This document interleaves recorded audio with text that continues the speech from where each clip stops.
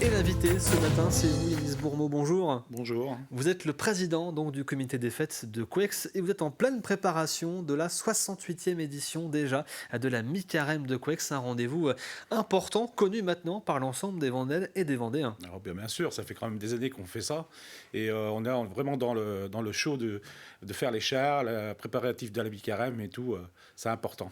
Effectivement, quand je vous ai eu au téléphone cette semaine, vous m'avez dit que c'était un peu la course ces jours actuellement, bien sûr, les derniers préparatifs avant donc le grand rendez-vous. 68e édition déjà de cette mi-carême de Couex. Peut-être un petit mot sur l'histoire de cet événement. À l'origine, on sait que la mi-carême, c'est une fête religieuse, mais c'est devenu un événement festif au fil du temps. Au fil du temps, oui, parce que c'était trois émargumènes qui ont démarré en 57, qui ont pris un char, qui ont créé un char, qui ont tourné autour de la commune.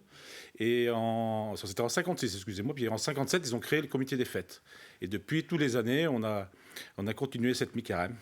Et on le voit d'ailleurs sur les images, ce moment toujours très festif, avec, on l'espère bien sûr, la météo qui sera au rendez-vous ce week-end. Pour l'instant, ça semble être le cas et il le faut. Il y aura au total une dizaine de chars qui seront présents dans les rues de Couex. 9 chars et 7 fanfares. Alors la confection de ces chars, et c'est là aussi où l'histoire est particulière, c'est que ce sont soit différentes associations, comme le Foyer des Jeunes de la commune, ou des familles qui confectionnent leurs chars durant toute l'année pour ce rendez-vous. Des groupes de copains, des assos, tout le monde se met au rendez-vous au local des chars pour fabriquer son char pour la mi-carême. Et donc vous avez un local effectivement dédié. C'est un travail en fait d'un an, voire enfin peut-être au moins un an pour la confection. 8 mois de confection à peu près, et là ils sont à fond là tous les soirs. Comment ça se passe du coup cette confection des chars? Ils récupèrent, alors il faut déjà avoir l'idée du thème que l'on veut choisir et mettre en avant, récupérer aussi les matériaux nécessaires. Alors on en fournit beaucoup de matériaux aujourd'hui parce que la récupération est compliquée, donc c'est du global, et ils fabriquent une structure en acier, et après cartonné, puis papilloté derrière. Ce qu'on appelle papilloté, c'est une petite fleur de papier qu'ils mettent une par une. Et là ça passe des heures et des heures à faire ça. Et j'imagine bien sûr dans la bonne ambiance, c'est aussi le but. Ah, puis c'est convivial, puis c'est pour la fête, pour faire rire les gens, et puis c'est magnifique, quoi. Et bien sûr, il faut que tout fonctionne bien le jour J, il faut que le char puisse rouler dans de bonnes conditions. Vous l'avez dit, il y aura aussi différents groupes de musique. À chaque fois, la mi-carême nous fait un petit peu voyager. Je vois qu'il y avait le Bagad d'Orvaux qui sera présent, ou encore un groupe brésilien. Groupe brésilien de Nantes, Fort Carioca, d'Orvaux. On a Banda Bessine qui vient 2 jours, qui est à côté de Limoges. De Banda El Gruppetto de Fontenay. On a des groupes du coin et des groupes de l'extérieur. Et la fête commencera, alors c'est dimanche, hein, bien sûr, cette 68e édition, mais elle commencera dès samedi soir avec aussi le feu d'artifice. Je reviens sur l'histoire de la confection des chars. Ce qui est aussi intéressant, c'est qu'on parle souvent ici sur la chaîne de plus en plus, malheureusement, d'associations qui ont du mal à trouver des bénévoles. Ce n'est pas forcément le cas pour la mi-carême, notamment au niveau de la confection des chars. Ça se transmet un petit peu de génération en génération. Oui, parce qu'on démarre très jeune avec le foyer des jeunes, et après ils sortent de petits groupes. Et les parents sont toujours là pour donner un coup de main, puis les anciens aussi. Malgré que c'est très très jeune la fabrication de chars, c'est très jeune, hein. Chez nous, il n'y a pas beaucoup de retraités. C'est d'ailleurs assez surprenant pour une association, en tout cas, Ouais. c'est plutôt l'inverse, Oui. de manière générale. Alors, au-delà de la confection des chars et du feu d'artifice, il y a aussi toute la fête foraine, toute la fête qu'il peut y avoir autour, avec donc ce parcours dans les rues de Couex. Il faut bien sûr boucler l'ensemble du centre-bourg pour effectuer ce parcours avec 2 passages des chars à chaque fois, c'est ça? 2 passages de chars et 3 passages de musique. Le parcours est légèrement modifié à cause des travaux qu'il y a eu cette année, mais il est quand même dans le bourg. Et on a réussi avec monsieur le maire à passer cette mi-carême dans ce centre-bourg.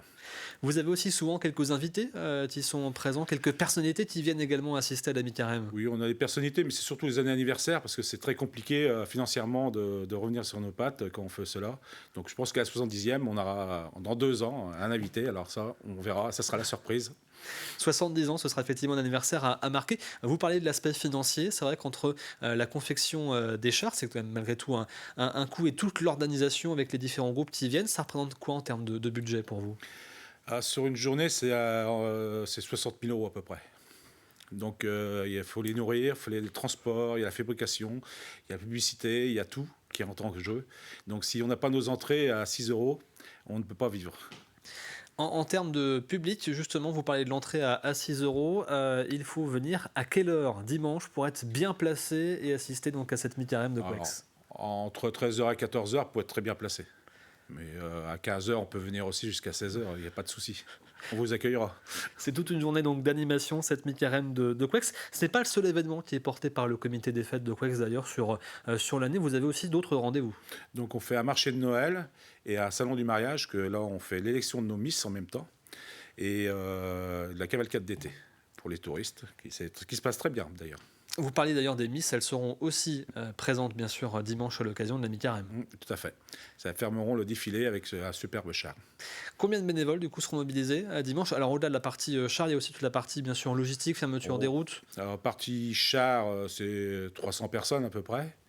Les musiciens, c'est pas loin de 300 personnes qui défilent. Et après, on est dans les 200 à 250 bénévoles. Toute la sécurité, toute l'organisation, il y a beaucoup de choses, bien sûr. Je reviens sur donc les chars, sur ces 9 chars qui seront présents.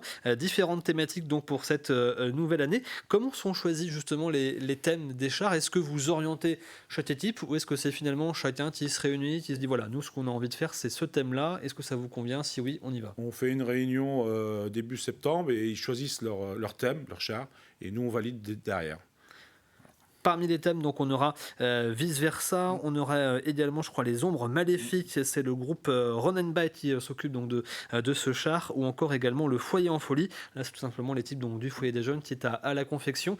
Si on souhaite en savoir plus sur le programme de la mi-carême, avoir quelques informations supplémentaires, est-ce qu'il y a un site particulier ou un moyen éventuellement de vous Facebook, contacter du comité des fêtes, mi-carême de Couex, il y a tout le planning et les horaires, le programme, normalement dessus.